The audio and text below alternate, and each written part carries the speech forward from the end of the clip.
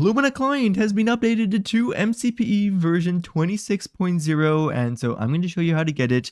As you can see, I'm already on their official website over here, which is going to be projectlumina.online. I'll link it down in the description below.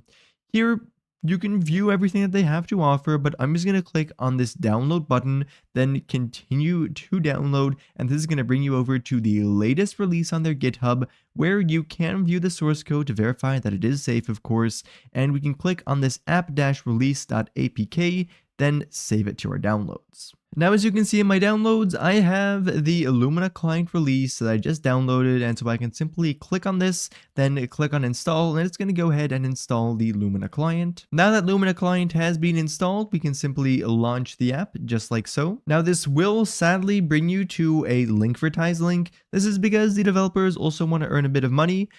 You simply want to click on get link over here and just go through it, then click on watch ads. Don't click on any of those. Click on continue. You guys get the idea have you get here, then click on this open button and you will be authenticated right over here. You can click on open and you'll be brought back into the app and you'll have a valid session for 4 hours. So now here, as you can see, I'm inside of Lumina client and we can go over to this accounts section first of all, where you're going to need to add your Minecraft account, which as you can see, I have added now. This is because Lumina client is going to have function basically as a proxy, and they need to know your account to first off know that you actually own Minecraft, and second off know which account they need to actually provide the proxy for. Don't worry, this is 100% safe to do. So in this servers area over here, we can view a bunch of servers that are possible for us to join. There's a list here, but if you go into the settings area, then you can actually, in this server configuration bit, add a custom server if you have a custom IP address and port that you can join with this. For the rest in the settings area, you also want to make sure that you have Minecraft selected here, although usually it should be done by default. Then in this overlay GUI area, you can actually choose between a bunch of different GUI options. As you can see, we can use ProtoHacks, the Kitsu GUI. I'll just keep it at this one for right now, but feel free to experiment with these. There's quite a few different options. And then there's also some more customization on the left there as well. For the rest, in this home area, there are some packs over here. Simply click on these packs and they'll be imported right into Minecraft. Quite useful.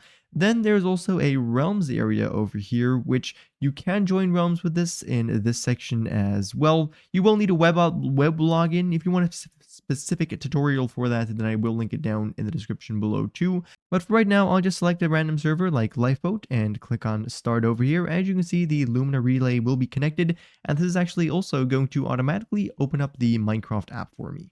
Now inside of Minecraft, you can already see the Lumina overlay on your screen over here, and I'll show you how to use it in a few seconds.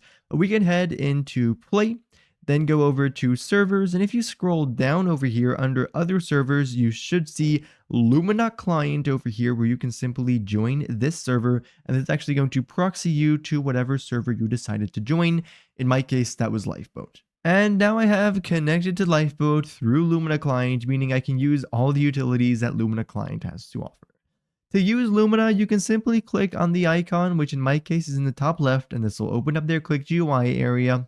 Now, if you want a full in-depth tutorial on how to use this, I will link it right down in the description below, but for right now, I'll just show you how to get started. So as I said, we can click on their icon and you can actually move this to anywhere you want on your screen. Then inside of here, there is a home page that displays a bunch of useful information about your world, including the level and all online players. It can also display you the world seed if you're on an actual world. Now in this combat area over here, we have a bunch of combat utilities, and there's basically a bunch of sections on the left here that contain utilities that you can use. I highly recommend just scrolling through all of these yourself because there is so many. But for example, in the combat area, we have this kill aura utility where we can click on this to enable it and click on it once again to disable it. And you can also click on the settings cog over here where there's a bunch of customizations that you can manage. Set these to however you want or download a config from the internet. That is because if you scroll all the way down, there is a config section over here where you can save your current config or setup for the client, and you can also import custom configs that you download. And there will also be a list of saved configurations down on the bottom over there. For the rest, one important thing almost all utilities allow you to do is to set a shortcut. As you can see, enabling that is going to give me a kill or a shortcut that I can also move to anywhere on my screen. This can be really useful for enabling things quickly, especially on clunky mobile when you're playing with your thumbs. Anyways, for the rest though, that was basically that for Lumina Client. If you have any questions, then do of course feel free to leave them down in the comments below. But for right now, thank you all ever so much for watching, and I do of course hope to see you again in the next one. Bye bye.